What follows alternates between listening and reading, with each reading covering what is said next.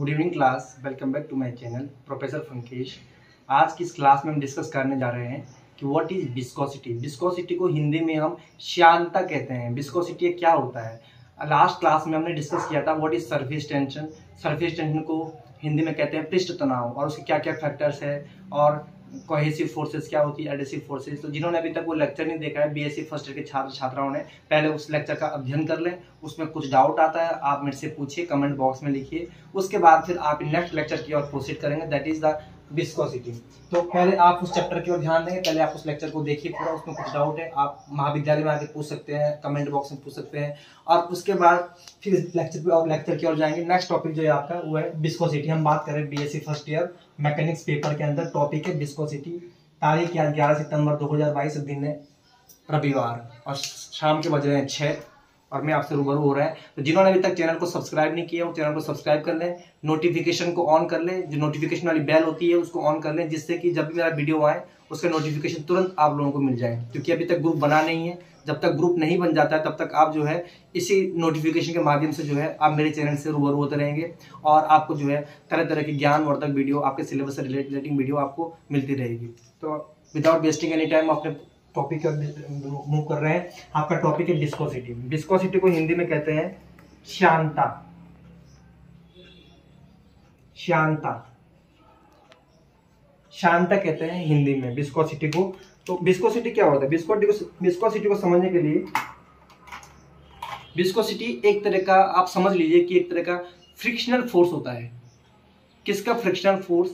किसी लिक्विड में एग्जिस्ट करने वाला फ्रिक्शनल फोर्स। जैसे सपोज कोई बॉडी, सपोज दो सॉलिड बॉडी है, एक सॉलिड बॉडी है और एक सॉलिड बॉडी है। एक बॉडी दूसरे पर ऐसे मूव करती है, एक बॉडी दूसरे के ऊपर ऐसे मूव तभी कर पाती है जब इन दोनों बॉडी के बीच में क्या होता है? फ्रिक्शनल फोर्स होता है। इसी प्रकार से लिक्विड्स को यदि मैं लेयर्स में डिवाइड कर दूं तो लिक्विड की एक लेयर दूसरी लेयर पर जो फोर्स लगाती है उसे कहते हैं हम विस्कोसिटी ऑफ लिक्विड। जैसे मैं यहाँ खड़ा हूँ तो मैं खड़ा क्यों हो पा रहा हूँ? क्योंकि मेरे और इस जो अर्थ है इसके बीच में क्या एक फ्रिक्शनल फोर्स काम कर रही है, जिस वजह से मैं यहाँ खड़ा हूँ। फ्रिक्शनल फोर्स मुझे अपोज कर रही है, मैं खड़ा हो पाया हूँ। यदि फ्रिक्शनल फोर्स ना होती तो शायद मैं आपके सामने यहाँ खड़ा नहीं हो पाता। तो इसी तरह से लिक्विड की जो लेयर्स होती है, उसकी लिक्विड की एक लेयर दूसरी लेयर पर फ्रिक्शनल फोर्स लगाती है। That frictional force is known as viscosity of liquid. इसको हम डेफिनेशन के माध्यम से कैसे समझेंगे उसको देखिए, आइए। Viscosity is a measurement of how resistant of a fluid is to attempt to move through it। ये डेफिनेशन आपको कह रही है कि विस्कोसिटी होती है रेजिस्टेंस टू फ्लो, पानी के बहाव को रोकना। एक्चुअली सभी को पता है फ्लूइड का काम क्या होता है। फ्लूइड का काम होता है बहना। आपने पानी का गिलास नीचे उड़ेगा नहीं, धरती पे तुरंत पानी क्या होता है? फैल जाता है। लेकिन जो विस्कोसिटी जिसमें होती है वो क्या करता है? उस बहाव को रोकता है, कम से कम वो बहे उसके लिए रोकता है। तो इसके लिए उन्होंने यहाँ पे वर्ड यूज किया है resistance to flow, resistance of fluid. Fluid के भाव को वो रोकता है। विस्कोसिटी क्या करती है? फ्लूइड के भाव को रोकती है, इसलिए उसे कहा था रेजिस्टेंस ऑफ फ्लो। अच्छा, दूसरा एक तरीका है विस्कोसिटी को समझने का। एक तो ये हो गया कि वो फ्लूइड के भाव को रोकता है, रेजिस्टेंट करता है। एक दूसरा है, एक तरीका ये है कि विस्कोसिटी क्या है? विस्कोसिटी आप एक तरह से समझ लीजिए कि जो फ्लूइड के जो पार्टिकल्स हैं उन पार्टिकल्स के बीच में एफिनिटी कितनी है।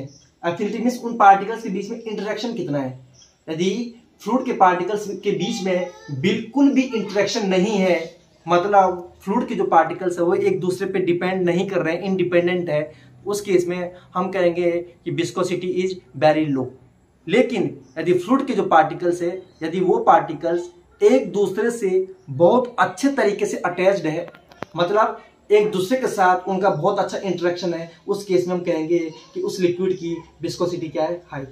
अब इसको हम कैसे समझेंगे उसके लिए मैंने कुछ एग्जांपल्स लिए हैं। जैसे कि आप एग्जांपल से विस्कोसिटी के उन एग्जांपल में डिस्कस करता हूं आपसे। जैसे कि पहला एग्जांपल है वाटर। आपके पास कोई वाटर, पानी लिया, आपने पानी की एक बोतल ली। उस पानी की बोतल को यदि मैं हल्का सा तिरछा कर दूं तो उससे क्या होता है? पानी तुरंत बाहर आ जाता है। आता है कि नहीं आता है? सपोज ये कोई पानी की बोतल है भरी हुई सी, और इस पानी की बोतल को, ये पानी भरा हुआ है इसमें, इसको मैं हल्का सा अगर तिरछा कर दूं ऐसे तो इसमें से पानी लपक के बाहर आ जाता है। क्यों बाहर आ जाता है? क्योंकि इसकी विस्कोसिटी क्या है? लेस है। पानी की विस्कोसिटी क्या होती है? लेस होती है, लेस विस्कस। वाटर क्या हो गया आपका? Less viscosity.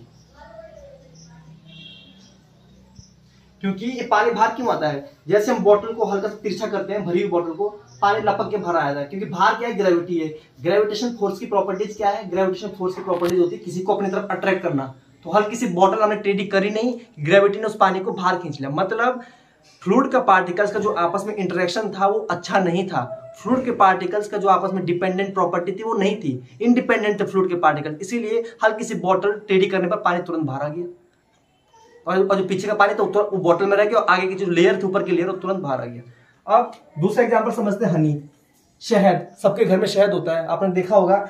शहद को भी एक किसी शीशी में शहद भरा हुआ है, यदि मैं शहद की शीशी को हल्का तिरछा कर दूं तो क्या जिस तरह से पानी तुरंत बाहर आ गया, क्या शहद बाहर आएगा?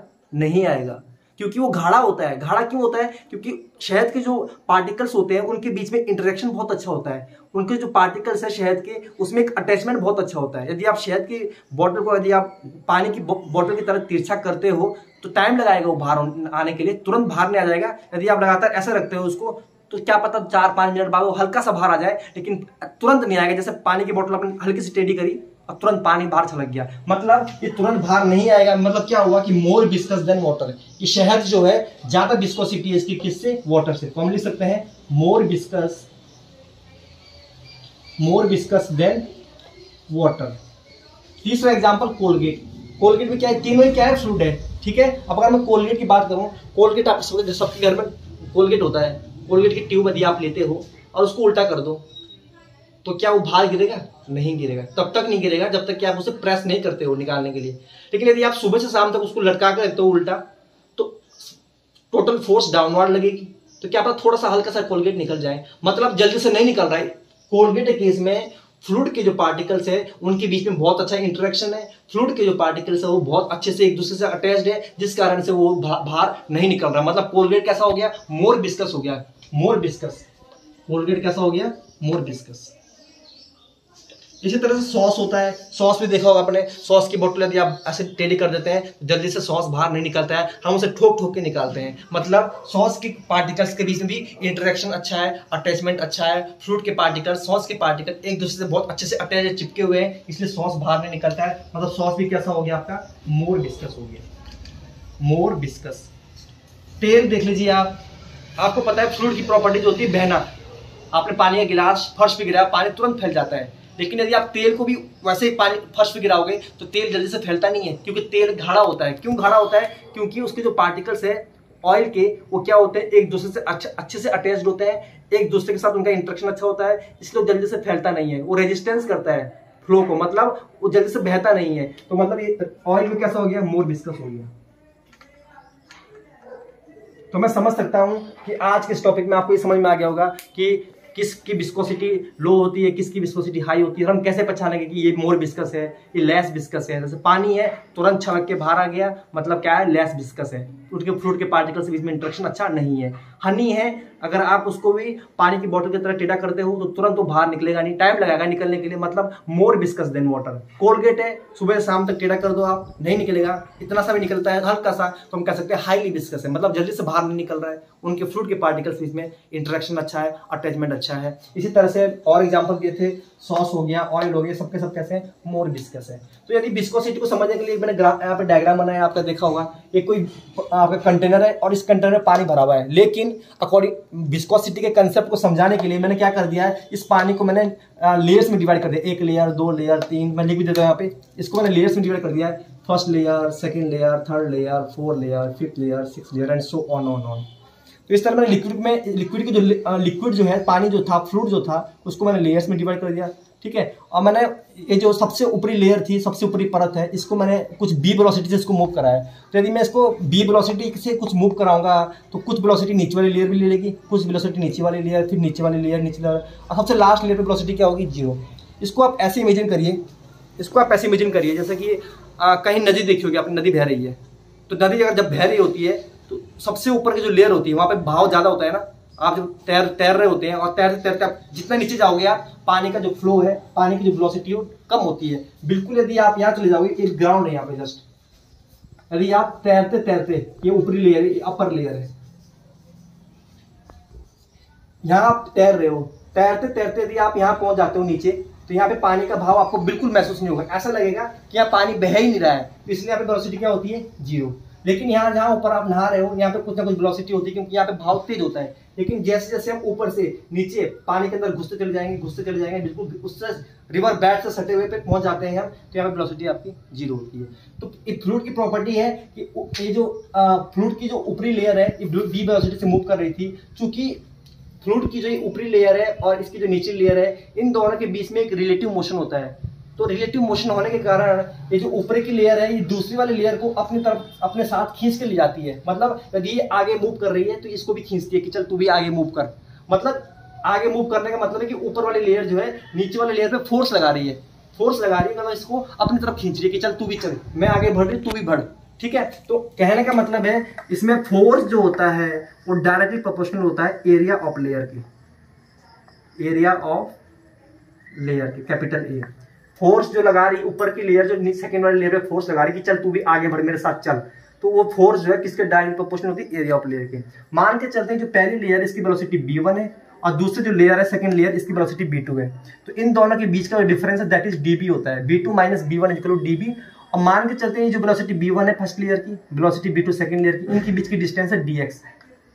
तो सभी को पता है वेलोसिटी ग्रेडियंट क्या होता है, तो फोर्स क्या होगा, force is again directly proportional to db upon dx। इसे कहते हैं velocity gradient, change in velocity per unit distance that is velocity gradient. तो फोर्स किसके डायरेक्टली प्रोपोर्शनल हो गया, area of layer capital A, और फोर्स अगेन किसके directly proportional हो गया, db अपॉन dx, जिसको हम कहते हैं वेलोसिटी ग्रेडियंट। तो फाइनली क्या हुआ, फाइनली जो फोर्स है वो किसके डायरेक्टली प्रोपोर्शनल हो गया, capital A db upon dx। This implies that जब मैं यहां से प्रोपोर्शनलिटी साइन हटाऊंगा तो एक कांस्टेंट आता है, उस कांस्टेंट को हम कहते हैं coefficient of viscosity. F is equal to, यहां से मैं ये प्रोपोर्शनलिटी साइन हटाऊंगा, एक कांस्टेंट आता है उसे कहते हैं ईटा। ये n और n को लंबा खींच दो तो ये बन जाता है ईटा, और यहाँ माइनस का साइन आता है capital A db over dx। Minus sign आया, माइनस साइन क्या इंडिकेट कर रहा है, ये माइनस साइन ये इंडिकेट कर रहा है कि जो आपकी जो फोर्स लग रही है ये वेलोसिटी के अपोजिट लग रही है। अगर वेलोसिटी इधर लग रही है तो फोर्स जस्ट उसके अपोजिट लग रही है, फ्रिक्शन फोर्स उसके अपोजिट में लग रही है, इसलिए माइनस साइन ये इंडिकेट कर रहा है। माइनस साइन इंडिकेट कि फोर्स जो है अपोजिट डायरेक्शन में लग रही है, किसकी अपोजिट डायरेक्शन में लग रही है, वेलोसिटी के अपोजिट डायरेक्शन में लग रही है। ठीक है, तो इस ऐप को कहते हैं हम फोर्स ऑफ विस्कोसिटी। और ईटा जो है, इस ईटा को कहते हैं हम coefficient of viscosity, coefficient of viscosity. Coefficient, अब हम कोएफिशिएंट ऑफ विस्कोसिटी जो होता है इसका डायमेंशन फॉर्मूला क्या होता है वो फाइंड करेंगे हम। डायमेंशन फॉर्मूला, इसका डायमेंशन फॉर्मूला फाइंड करने के लिए क्या होता है, according to Stokes formula, Stokes के अनुसार फोर्स क्या होती है, फोर्स होती है 6 पाई ईटा आर वी। ठीक है, तो यदि डायमेंशन फाइंड करें तो डायमेंशन लिखिए, डायमेंशन ऑफ एफ 6 पाई तो कांस्टेंट है, इसको नहीं लिखेंगे। फिर dimension of eta, dimension of R और डायमेंशन ऑफ वी। तो डायमेंशन ऑफ फोर्स, फोर्स का डायमेंशन सभी को पता है mlt की पावर -2 होता है। डायमेंशन ऑफ ईटा तो फाइंड करना है, इसको एज इट इज लिख देंगे। डायमेंशन ऑफ आर, आर क्या है, रेडियस, तो रेडियस का डायमेंशन होता है कैपिटल एल। और डायमेंशन ऑफ वी, वी क्या है, वेलोसिटी, वेलोसिटी का डायमेंशन होता है lt की पावर -1। अब चूंकि जिसका डायमेंशन निकालना होता है उसको हम फ्री करते हैं, तो डायमेंशन ईटा का निकालना है, तो डायमेंशन ईटा यहाँ लिख दिया क्योंकि इसको फ्री करना पड़ेगा ना। फ्री करने का मतलब होता है इसके साथ जो भी मल्टीप्लाई डिवाइडिंग होता है उसको हम रिमूव कर देते हैं, तो डायमेंशन ऑफ ईटा को मैंने इस तरफ लिख दिया। और ये फोर्स का फॉर्मूला था mlt की पावर -2, इसके साथ जो क्वांटिटी थी l lt की पावर -1, इसको डिवाइड में लिख दिया। तो देखो डिवाइड का l से मल्टीप्लाई का l कैंसिल हो गया, कैपिटल M बचा, ये l ऊपर जाएगा तो l की पावर -1 हो जाएगा, और ये t ऊपर जाएगा तो t की पावर -1 हो जाएगा। तो कोएफिशिएंट ऑफ विस्कोसिटी का जो फॉर्मूला आ गया, डायमेंशन फॉर्मूला आ गया, वो आ गया आपका कैपिटल M, ये आ गया आपका कैपिटल M, ये आ गया आपका कैपिटल M, l की पावर -1 और t की power -1। This is the formula, dimension formula of coefficient of viscosity. तो ये था आज का लेक्चर, कोएफिशिएंट ऑफ विस्कोसिटी क्या होता है। हमने समझा कि कोएफिशिएंट ऑफ विस्कोसिटी क्या होता है, कौन कौन से सब्सटेंस लेस विस्कस होते हैं, कि कौन कौन से सब्सटेंस मोर विस्कस होते हैं। ठीक है, उसका डेफिनेशन, उसका फोर्स, कोएफिशिएंट ऑफ विस्कोसिटी का डायमेंशन फॉर्मूला। तो ये सारे टॉपिक्स थे, इसको आप पूरा देखिए।